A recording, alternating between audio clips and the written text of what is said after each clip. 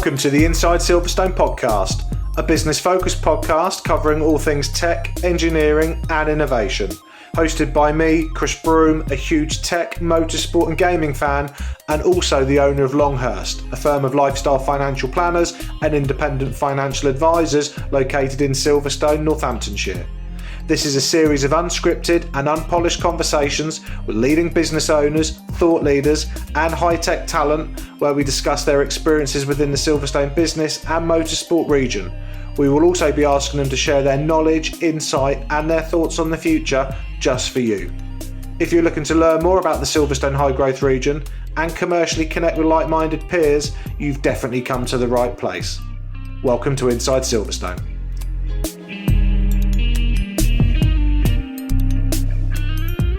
Welcome to the next edition of Inside Silverstone. My name is Chris Broome and I am your host today. I am super excited to welcome to the show a new friend, Nathalie McGloin, who is, and I'm going to read this list, Nathalie, FIA Commission President, keynote speaker, disabled race driver through both race and rally, disabled motorsport consultant, brand ambassador, charity co-founder, an all-round badass.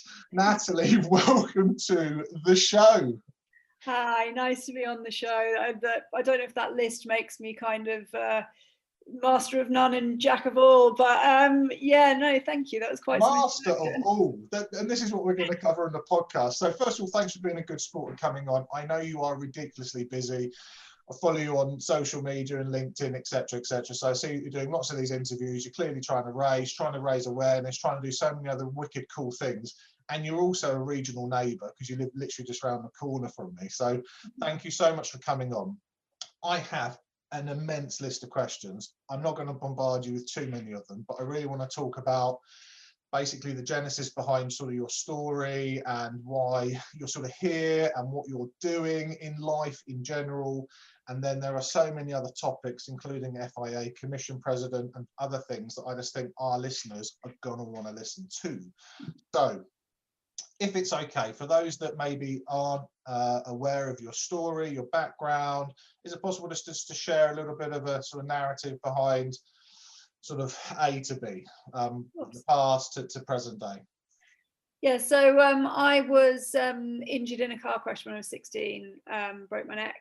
And then 16 years later, in 2015, I became the first woman with a spinal cord injury to be granted a racing license in the UK. And then in 2019, I became the first woman with a spinal cord injury to be granted a rally license in the UK. And I am currently the only female tetraplegic to have ever held any kind of motorsport license in the world. Obviously, for those that follow motorsport, people know that women and men compete together, might not know that disabled people also compete alongside non-disabled drivers. So I predominantly compete against able-bodied men. Yeah, so Commission President, you mentioned in 2018, I was asked to become the FIA Disability and Accessibility Commission President by John Todd, which I've been doing since then, which is incredible. We make sure that motorsport is accessible for disabled people across the world. I'm also a co-founder of the charity Spinal Track, which is a charity that gives disabled track and rally novices their first experience driving focus cars, either a track car or a rally car, around Silverstone or the Bilgwyn Rally School at Tweston. So yeah, that's So you're quite busy. So you're quite busy doing stuff. I think I've got so many questions to ask. So the one thing that really interests me is actually the comment about which I already knew about male versus female versus disabled. Mm-hmm. And so my brain's now thinking, are there any other sports where that exists, where actually, even from a crowd perspective, they might not even realise that from diverse backgrounds and different abilities, due to whatever reason, are literally competing against each other? So there are other sports where there's kind of like mixed ability competition, but motorsport is the only sport in the world where there doesn't exist a separate category. So, for example, sailing, non-disabled and disabled people can compete together in competition, but obviously at Paralympics there is a para class for that sport.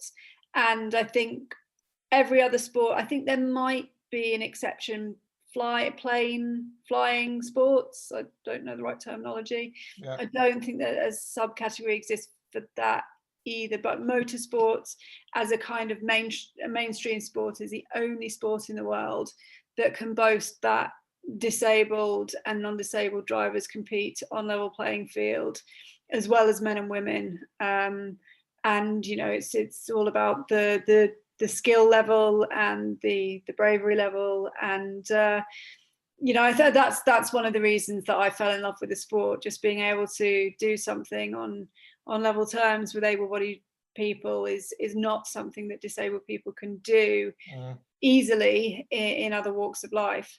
Yeah, and sort of pre the accident when you were 16, were you into motorsport? Was that something that you followed?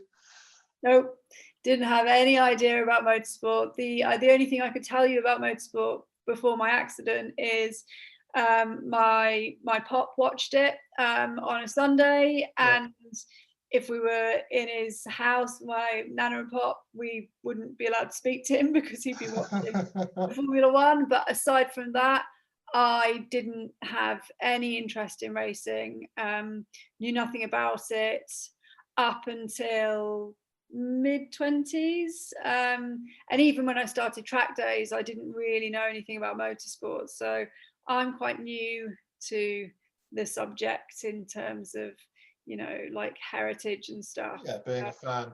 How were you introduced to track days? So what was the sort of the genesis and journey there? Because one thing being introduced to it, but that now you're a sort of badass race driver, beating men and doing loads of other cool stuff. So that's how did that happen?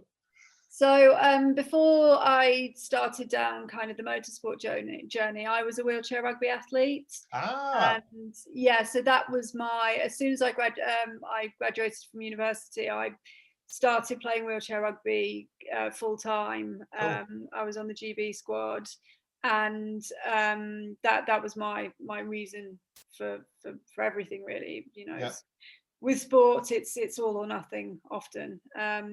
And I got introduced to track days through a new friend that I'd made in France at a wheelchair rugby tournament.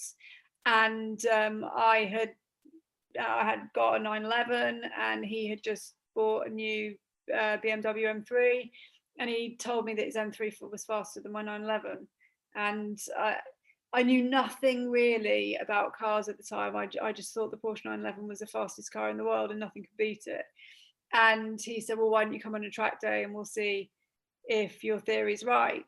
And I had no idea what track days were, but I thought this sounds like fun. Yeah. So I went along, and my first track day I got absolutely hooked. And it was then an expensive hobby whilst I was trying to break into the Paralympic squad. So wow. And who won? What was quicker? The M3. So annoying. but now you race Caymans, right? So you race Porsche Cayman S. And so educate those listening to this, what race series is that? And you know, and obviously with COVID, what's going on with that? And so this year I haven't done any racing. I dip in and out of quite a few different championships. So I used to race in the Porsche Club Championship. That was where I started. And last year I did a bit of 750 and CSCC.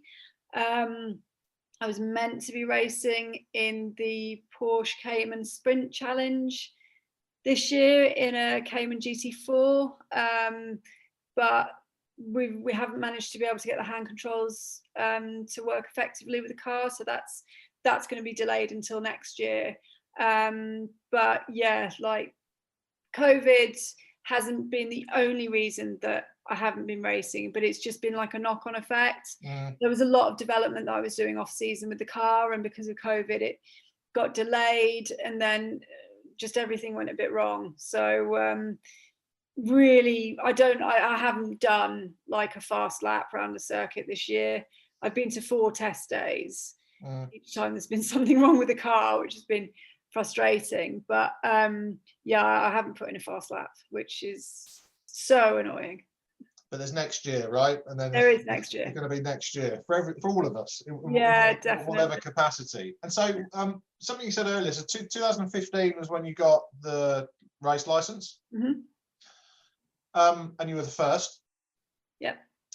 It's going to seem like a pretty obvious question, but why has it taken till 2015 for that to happen, for you to be the first? My brain's thinking, why has that not happened before that? What's been the hurdles or the blockages? Or well, being a tetraplegic presents added challenges, because a lot of people won't know the difference between tetraplegics and paraplegics. So paraplegics are people that have broken their backs, so they're paralyzed in varying degrees from the chest to kind of the waist down, but don't have any limitations with their hands or arms.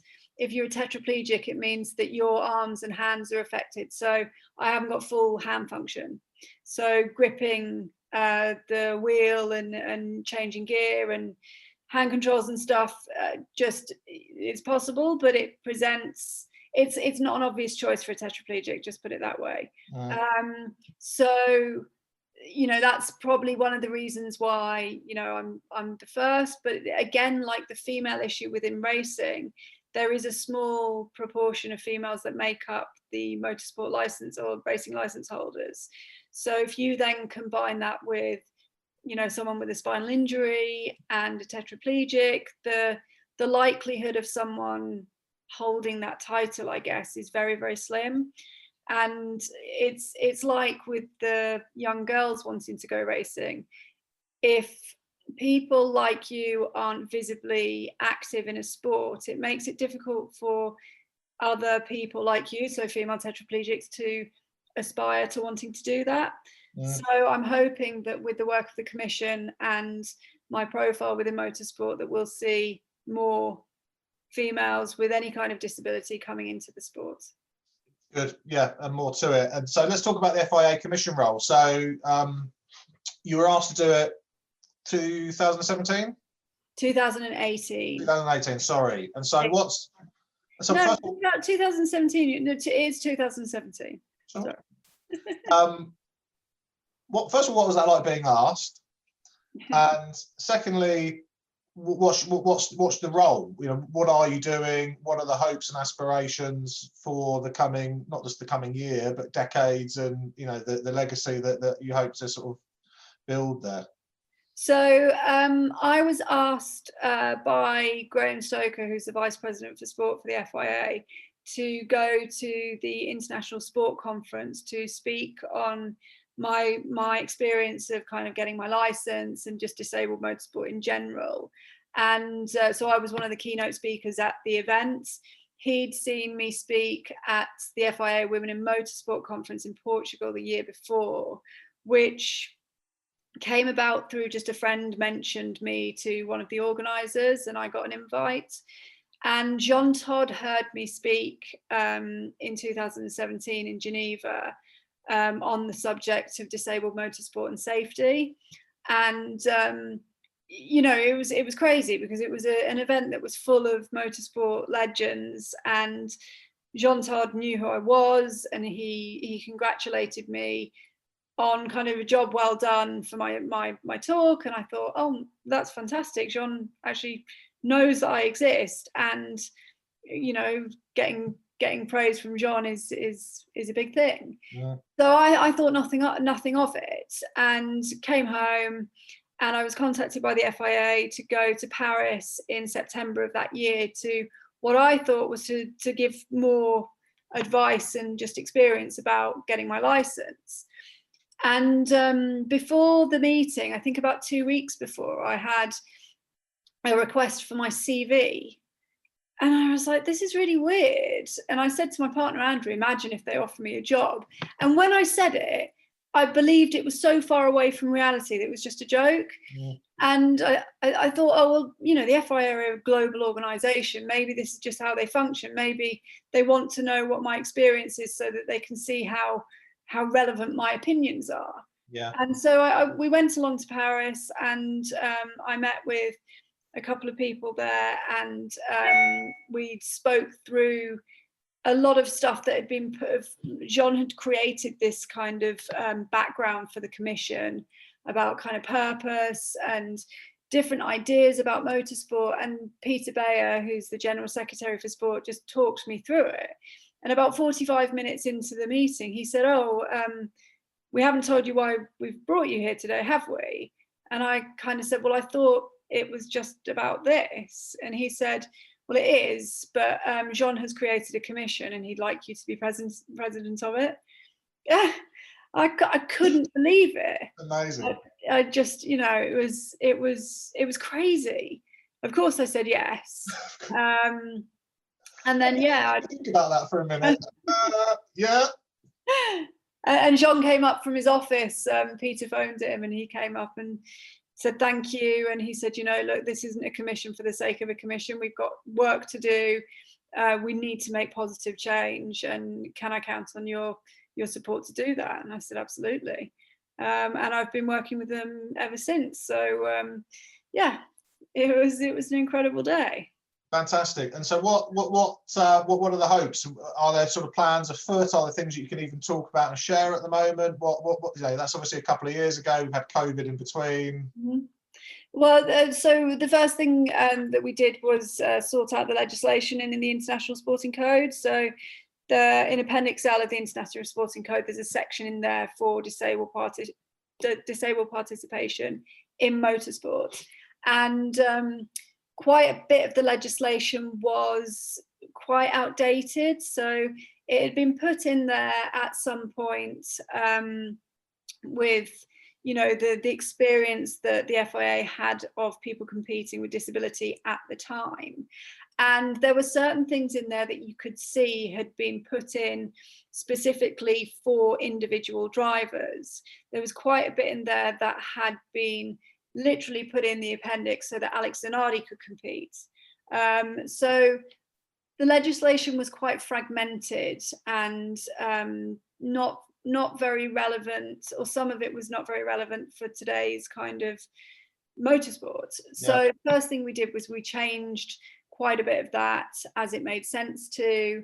Other things we've done, there's currently a disabled drivers grant to give disabled drivers the access to the highest safety level of equipment. So fire extinguishers, fuel cells, and fireproof clothing. We've put in something called the Certificate of Adaptations, which allows homologated cars to run with adaptations still as homologated cars. Just briefly, homologation is basically, it's a strict paper that dictates what a car is allowed to be running with. Very, very strict legislation. And if you change any of a homologated car, it then becomes, well, the homologation is lost. So adapting a homologated car effectively loses its homologation papers. So we've put in place a process that assesses the controls in terms of their sporting compliance as well as their safety aspects. So we've done, there's a lot of different things that we've done along the way. One of the other things is accessible podiums. So we want all of the F1 venues to be accessible. Silverstone, I'm hoping, is going to be the kind of shining light and the one that is hopefully one of the first to come on board with us in this campaign. Like a lot of different stuff going on. But you asked about legacy, and I have one ambition with the Commission in terms of legacy, and that is that we create such an inclusive environment for motorsport, and we create a disabled motorsport that is so feasible and so normal that disabled kids can watch Formula One and actually have ambition to be Formula One drivers, because we will have come so far that would be a reality. And that's my ambition with the commission. Rock and roll, really like that, definitely. And you're obviously supporting that again in part with the charity that you co-founded. So talk to us about that, because that's giving people opportunity to get out on a track in a car, specially designed, presumably, and to feel what you feel and have felt and continue to feel when you're out there. Yeah, so Spinal Track was created in 2016, a year after I'd started racing, purely because I was receiving a lot of messages on social media from people in my position who'd seen what I was doing and wanted to know how they could have a go. And at the time, there was nothing that I could point them to allow them to do that. So my partner, who came from a surveying background, disillusioned with his career, wanted something different, has grown up with motorsport. His dad was a champion rally driver. He is as well. And we decided to create this in our spare time, just to give people what I love about, motorsport in essence. So at first we bought a Golf GTI track car as a kind of track toy for both of us from a fellow paraplegic, so it was already set up with everything we needed, and we started running that as kind of the Spinal Track car to allow people to come and have a go at what we were offering. And in the beginning, I was adamant that whatever we created wouldn't be something that only people with money could do, because I've kind of, through my disabled sports kind of careers, been exposed to people who have either had compensation for their accidents or people who hadn't, and people who hadn't, who have to live on kind of government benefits and or get jobs as a disabled person. Is life's tough, and opportunity isn't as readily available for some of my or hasn't been readily available for some of my teammates in wheelchair rugby. So I was adamant that this wasn't going to be one of those things that only people with money could do. So we decided to run it as a charity once we got charitable status in 2017, and we get sponsors to fund the program. So Spinal Track has no paid roles in it. Everyone's a volunteer, and the driving experiences are offered for free through funding through the sponsors that we have on board, which is great, and it's how I will always want to run it. But we went from having one Golf GTI track car in 2016 to now having 3 Golf GTIs that we run around Silverstone. Silverstone are one of our supporters, and are really we're actually one of the reasons that we could get off the ground in the first instance with how they supported us in the early days. But we now run a rally program as well at the Bilgwyn Rally School, where we have 2 Toyota GT86 rally cars, and we're just currently building a BMW E46, I think. So yeah, it's cool. We love it. It's, the experience that people have from the days is to see what people get from it is our motivation for kind of carrying on with it. So yeah. Well, we're going to make sure in the show notes to this podcast and the YouTube video that we have links to all of this different stuff. So for the charity, for your personal website, FIA obviously, and anything else that you want to include, especially for those listening to this who run businesses, which is a lot of them. Perhaps there's an opportunity here to get involved, to support, to sponsor, and to give back, certainly if you're involved in motorsport or technology, which most of you guys and girls are. So check it out. Talking about Silverstone. So I know the story, but most people may not. Tell us about the story where you met a famous race driver on a podium, and the narrative behind that. So that was another crazy day. So that started with, so I obviously presented Kimi Raikkonen with his trophy after the British Grand Prix in 2018. And that started by David Richards when he took on the chairman role with Motorsport UK. in 2018, he had invited me to the trustee meeting to speak about my experiences with licensing and being a disabled driver early on in the year. And he then invited me back to his house with the rest of the trustees for dinner. And he said to me, come a little bit earlier so I can just show you around so that you're comfortable, make sure that everything's accessible for you. So I said, great. So Andrew and I went along, and we were in the garden and we had a glass of champagne, and David said to me, are you going to the British Grand Prix this year? And I said, yes, I am. I'm going as guests of Motorsport UK on the Saturday and guests of the FIA on the Sunday. And he said, good, because you'll be presenting the third place trophy on the podium after the race. And brilliant. I just looked at him and I said, oh my God, thank you. Like I couldn't say anything for a good period of time because historically or traditionally, the third place trophy is presented to the driver by the chairman of the ASN in all the countries. So David had obviously wanted to, he just said to me, look, you know, I really support what you're doing with the FIA and I want to give you some added visibility for the cause. And I think this is a great opportunity to do it. And so I got all excited about it. And then he said, I haven't cleared this with John yet, so don't tell anyone about it. And I was like, what? So I mean, I knew Jean would be on board because, you know, it was promoting disability in motorsports, but I couldn't tell anyone until kind of 2 weeks before. I couldn't even tell my mum because I knew that she would tell everyone. I had to keep it under wraps. But I mean, the day was incredible. It was a crazy week. So I'd been to the Churchill shooting ground on the Wednesday on behalf of Wings for Life, which is a charity that I'm an ambassador for. It's a Red Bull funded charity that searches for a cure for paralysis. And I'd been invited to go and speak in front of the Red Bull team who were on like a team building day to raise money for Wings for Life. So Max was there, Daniel Ricciardo, Christian Horner, Mark Webber, David Coulthard, who are both also ambassadors for Wings for Life.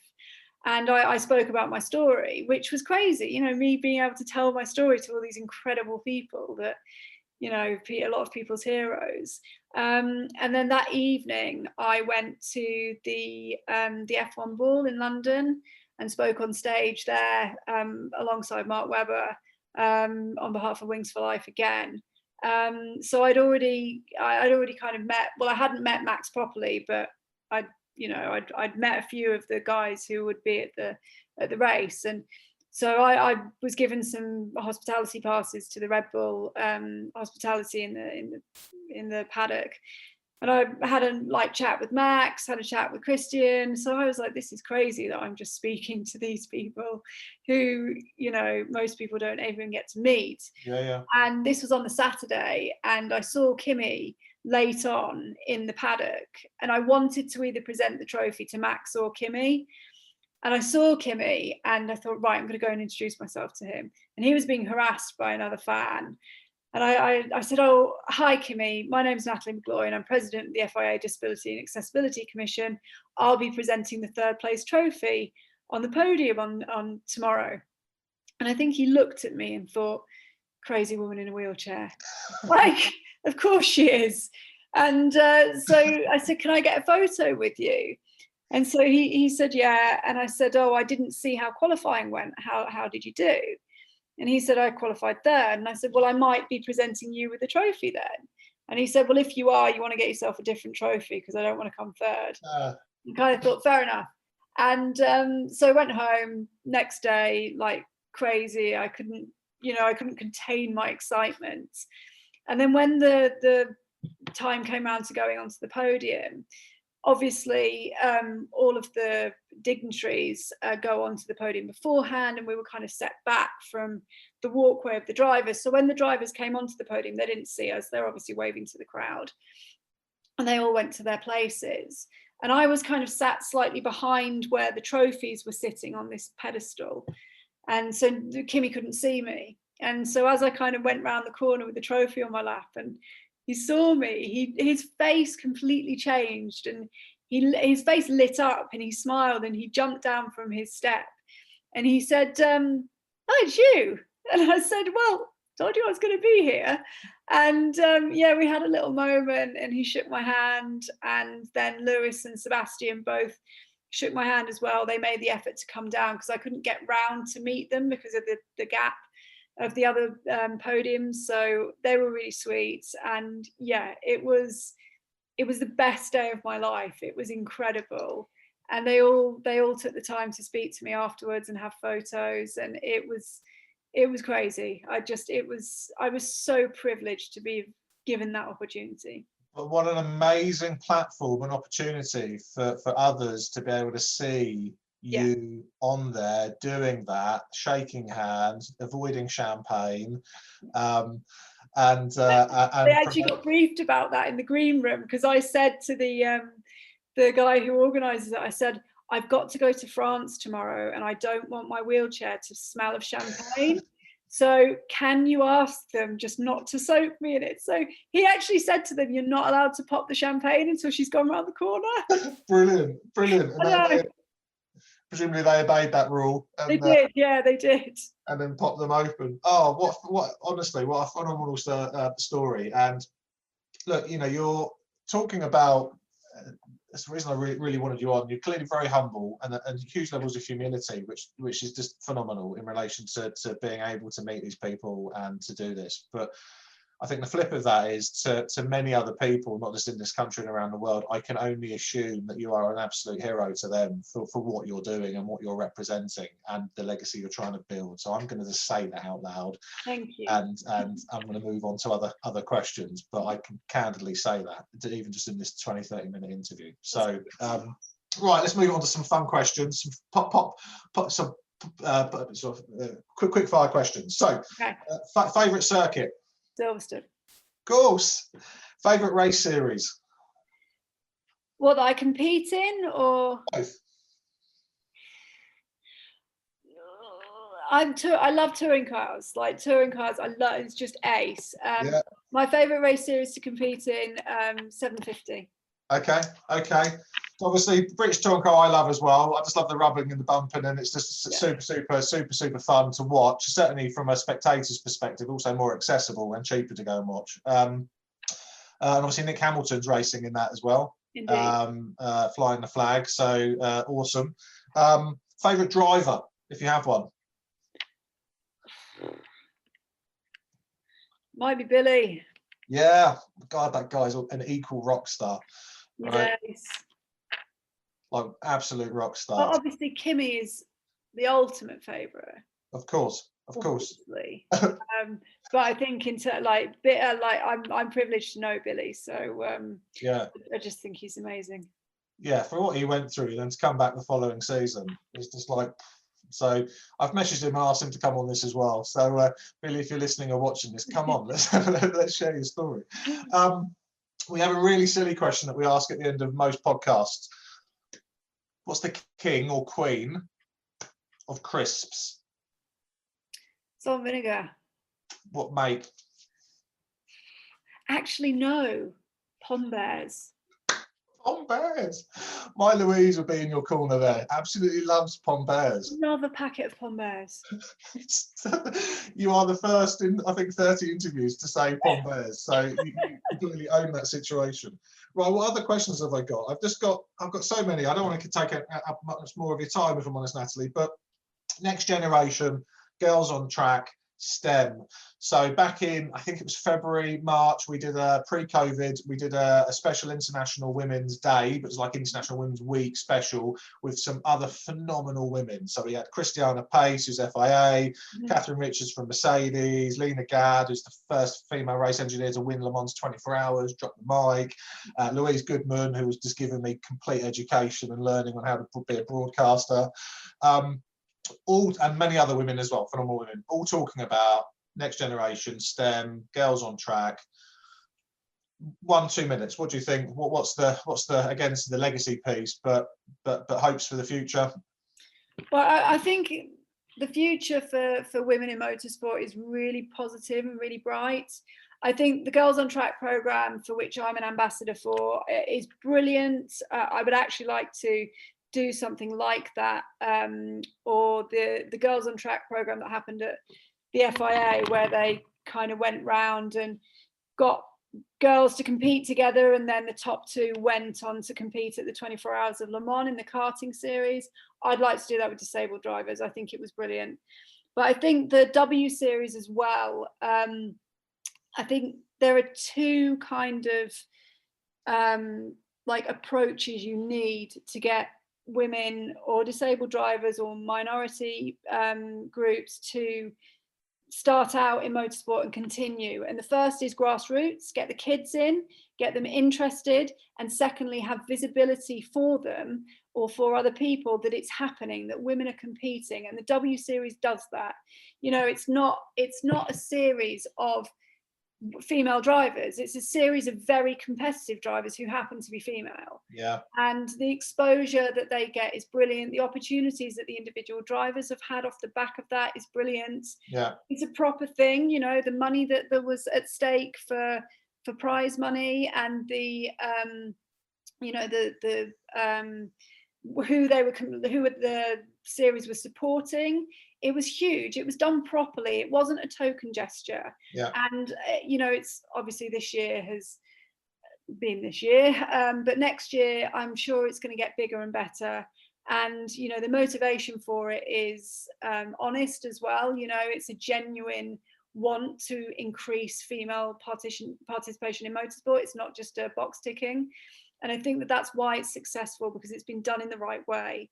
And I think the Girls on Track programme, with getting young girls to start thinking differently about what their options are with STEM, with engineering, with competing, I think the joined up thinking between those 2 kind of camps are really important to getting a successful change in seeing a parity of gender in the sport.